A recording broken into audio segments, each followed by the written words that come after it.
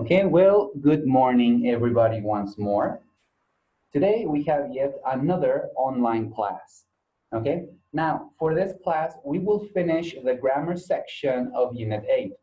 As you may recall, last week we were talking about passive voice and its difference between active voice. Also, we saw the structure of how to make passive voice. This week we're going to do something different. We're going to do another part of the grammar section, but it's completely different. Now, before we get to that, we gotta do the disclaimer. Okay, so let's do that right now. A partir de este momento iniciamos la grabación de la sesión de clases en Zoom. El uso de este video será única y exclusivamente para fines académicos.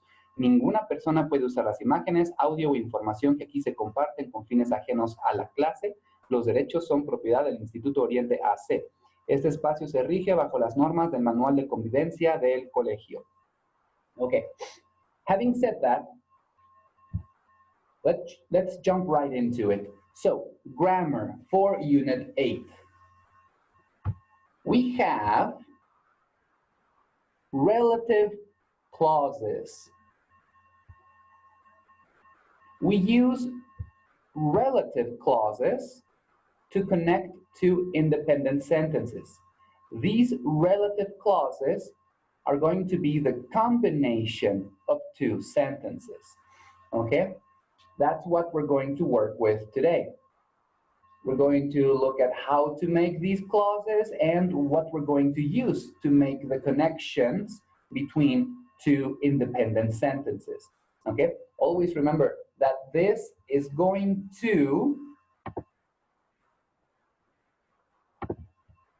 connect two sentences. Okay? Very, very important. Connect two sentences. I would even venture to say that it's the connection of two originally independent sentences, okay? And I'll explain that in a second, okay? Let's take a look at some examples, see what we're going to use, and hopefully at the end of this, you will understand the use of these clauses perfectly. Okay, so for relative clauses, it's necessary to use relative pronouns. Now, the first pronoun that we have is who, okay? That's the first pronoun that we're going to use. Now, who is, let's see here, who is a relative pronoun, okay, that describes people, okay? That's very, very important to remember, okay? And generally speaking, who is going to represent or is going to take the place of a subject or object pronoun for people, like in the description. But for this class, we're going to use it only, okay, for the subject for this class, okay, not the object pronoun. You'll see that in some other unit, all right, in some other class, some other year. For today, we will talk about the use of who as a relative pronoun as a subject, okay? For example, I told you about the woman who lives next door. Okay, in this case, woman, okay, I'm sorry, woman. The pronoun who is talking about a woman, okay? Something important to remember about these relative clauses is that originally they are two independent sentences, but after you make the two independent sentences, technically what you have is extra information about something, okay? So in this case, who lives next door is the extra information that we have about a woman, okay? These relative clauses are extra information after we make the changes. Now, let's look at another example. This is the very first, okay, this is the first pronoun that we're going to consider, who. Who represents people, okay? Simple as that.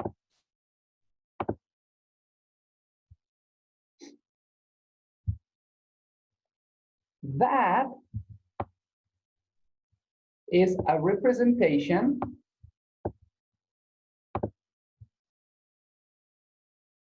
of things, animals, okay, also ideas, concepts, and technically speaking, we can use it to represent people, okay? We can, it's possible, yes, but for the unit, we're going to consider that as the representation of animals and things only. Also, we're going to use it as the subject of a relative clause, okay? We're going to ignore the rest of this definition, okay?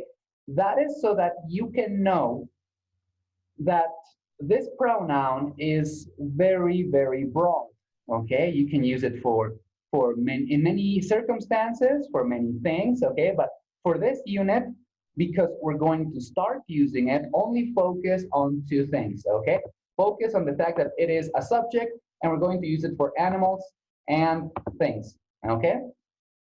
Now, in the example, I don't like the table that stands in the kitchen. As we said before, we're giving extra information. In this case, that stands in the kitchen, that is the extra information, okay, that we are giving about the table. Okay, that is the extra information that we're giving about the table. That's why we say the table that. That is representing a thing, in this case, a table. Okay, so first thing that we have to keep in mind is the difference between who and that.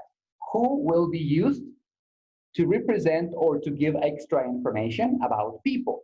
That will represent an object, a thing, an animal, a concept, an idea, okay, for this unit. Outside of this unit, as I said, you can use that for people also, but not today, okay, and not in the exercises. We want you to understand the difference before you get to do something else. Okay, so these relative pronouns, that, who, are going to be considered as such for this unit. That is a representation of things. Who is a representation of people.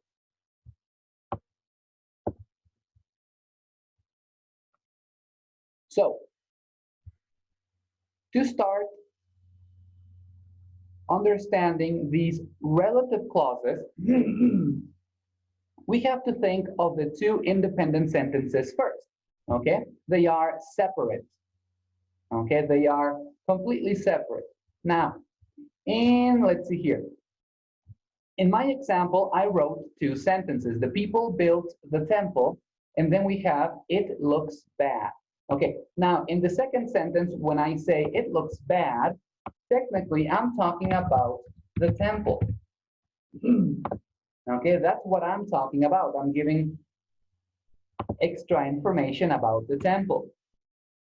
Okay, but with no connectors, no relative pronouns. Okay, however, when we want to make the connection, okay, when we want to make the connection between these two sentences, we have to understand something very, very simple, but necessary. The first word in the second sentence, in this case, the subject, okay, needs to be the same representation, or I'm sorry, the same representation, needs to represent the same thing that we have in the last word of the first sentence, okay? We need to represent the same thing. In this case, we're talking about the temple. The last word in the first sentence is the temple. The first word, the subject, in the second sentence is also the temple, okay? So it's possible to make this connection. If you don't have this coincidence, you cannot make a relative clause, okay? That's why I am also telling you constantly that a relative clause is the giving of extra information about an object, okay? So how do we connect these two sentences? We have the first concept understood. We know that we need to have a representation of the same thing. So let's see. We have the people built the temple, and then we have the temple looks bad. When we use that subject of the second sentence, we're going to transform it into a relative pronoun, okay? And we have to make a decision. Do we use that for the replacement? Or do we use who for the replacement? In this case, we are talking about a temple. Okay, a temple is a thing, so we're going to use the relative pronoun that. The people built the temple that looks bad. Okay, that was the replacement of it, or you can even think it was the replacement of the temple. Okay, it was a representation of the temple, so we have that connection. It represents the temple, and that represents it. Okay, that's the relationship that we have in these relative clauses. Okay, that's why I'm telling you that you need to put these two things together. Okay, you need to put the object that you want to describe and the pronoun next to each other. Okay, it's necessary to put them together.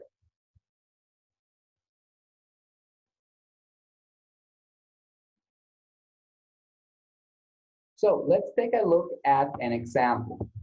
We have the Statue of Liberty is a landmark. It has become a symbol of welcome. All right, so how are we going to connect these two sentences? We looked at the concept and the rules that we need to have. The first rule that we saw was that we need to have the last word in the first sentence, representing or talking about the same thing as the first word in the second sentence. I'm sorry, we need to have the last word in the first sentence represent the same thing as the first word in the second sentence. Okay, in this case, we're talking about a landmark. We say the Statue of Liberty is a landmark. Technically, it is also a landmark. Okay, we're talking about the same thing here. It is also a landmark. All right, we are talking about the same thing. We can make that connection. And when we make the connection, we're going to replace the subject of the second sentence with a pronoun.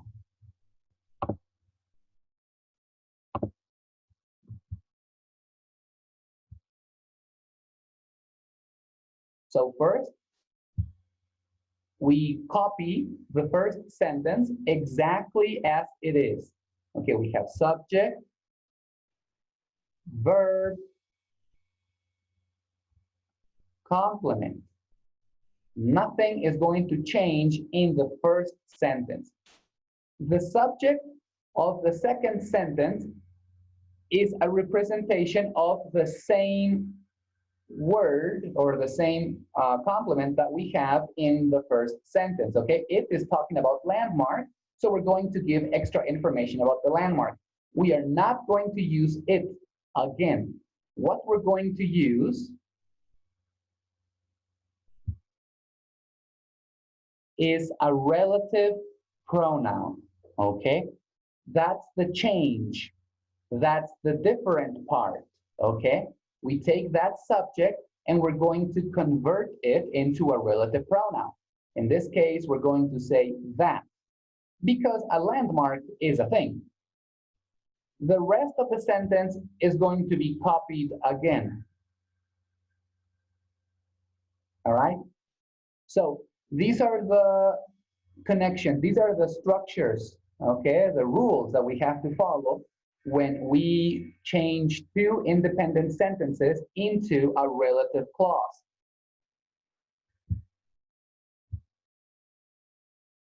All right? So very, very important. we are giving, when you make the connection, technically you are giving extra information about one object.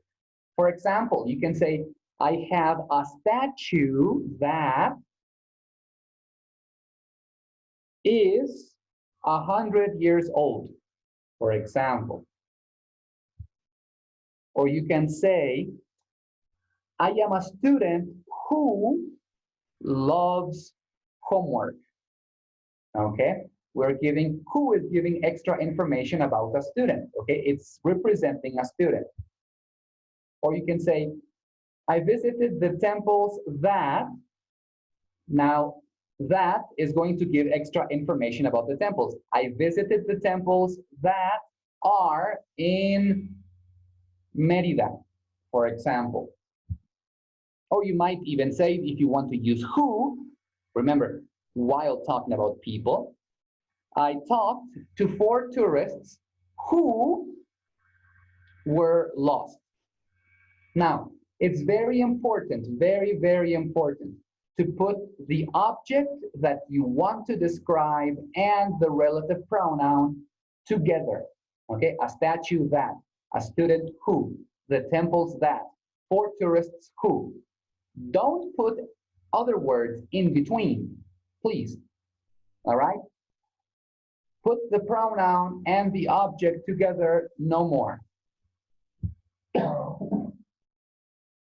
So, let's do a little bit more practice, something that is a little bit easier. We're only going to connect these sentences, okay, using a relative pronoun. Now, for number 1, we have the Galapagos Islands are named after the huge tortoises, blank, are native to the island. Okay, now, as I said, the connection of these relative clauses technically are going to end up being the giving of extra information about an object. In this case, the object is tortoises, a turtle. Okay, so we're going to give extra information about the turtle, and we're going to say that the Galapagos Islands are named after the huge tortoises that are native to the island. If you want to analyze the sentence, you can separate the relative clauses and look at the original sentences, okay? The original sentences would be, for number 1, the Galapagos Islands are named after the huge tortoises. And the second original sentence would be, the huge tortoises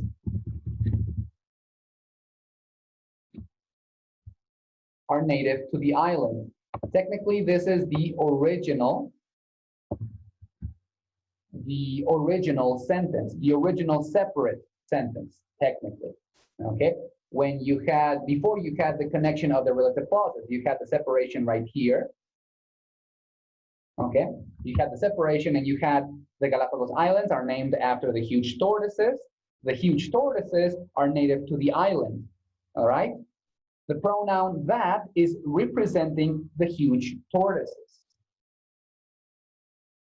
So remember that, okay? Remember that the pronouns are, these relative pronouns are a representation of an object or a person or a thing or an animal. In sentence number 2, Charles Darwin studied the plants and animals, blank, lived on the Galapagos Islands in the early 1800s. In this case, we're talking about someone or something that lived on the Galapagos Islands in the early 1800s. What are we talking about?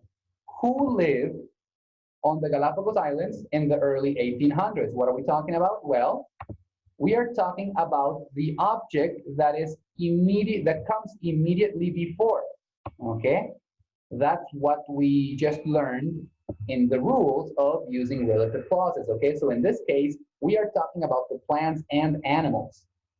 That's why we're going to say Charles Darwin studied the plants and animals that lived on the Galapagos Islands in the early 1800s.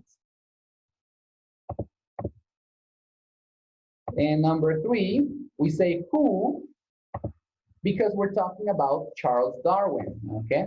That's why we say who. In this case, it was Charles Darwin who made the island famous, okay? Always remember that it's necessary to put the relative pronoun immediately after the object that you are describing. Okay, always put it immediately after. Number 4, the tortoises and lizards are not afraid of the visitors, blank, come to see them. Are we talking about the tortoises, the lizards, or the visitors?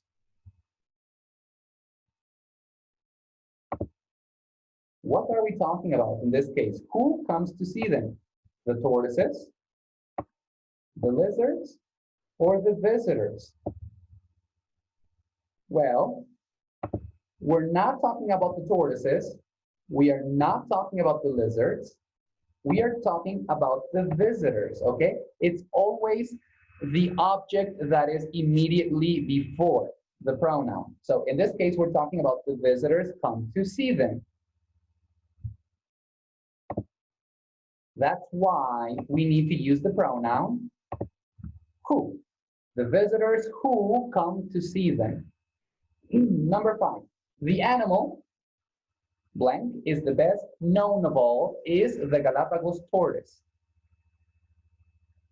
All right, so in this case, we have something that is a little bit different. Don't worry too much about it, okay?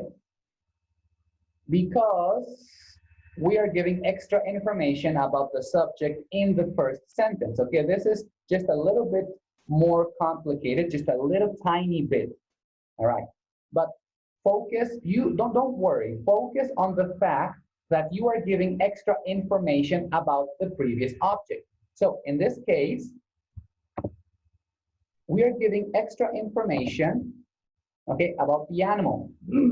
So this over here is one original sentence.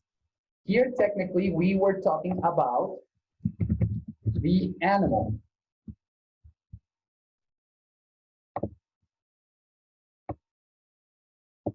Technically, we were talking about the animal is the best known of all. Okay, that was one original sentence. The other original sentence was the animal is the Galapagos tortoise. Okay, but when we make the connection in this case, because it's necessary to put the extra information immediately after the object that you want to describe, we separated the first sentence and then we introduced the extra information. Okay, that's why. The animal that is the best known of all is the Galapagos tortoise. Okay, so much for that. I hope this was simple enough. All right, and if it was complicated, well, the first thing we have to do is watch the class video as many times as it's necessary. Okay, now, if you see some problem in the video, maybe the image doesn't show, maybe something got stuck and froze up, all right, let me know on Friday in our Zoom session, okay? But the first thing you always need to do is watch the class video, okay? Pay attention to all the details. Now, the other thing that we have to do to learn this very, very well, okay, to have an excellent knowledge of this new concept of relative clauses, the first thing we need to do is practice. Practice, practice, practice. And how do we practice? Well, first, we're going to do the homework that we have on the Pearson platform. And after that, we're going to do the homework that we have on the 6thPri platform. Remember that for each of these 2 bits of homework, you have 1 week to turn them in or to do them, okay? In the case of Pearson, only do them. In the case of 6thPri, turn it in, okay? So that's it for this class. I hope you enjoyed the video. I hope this wasn't stressful, all right? And I will see you next time.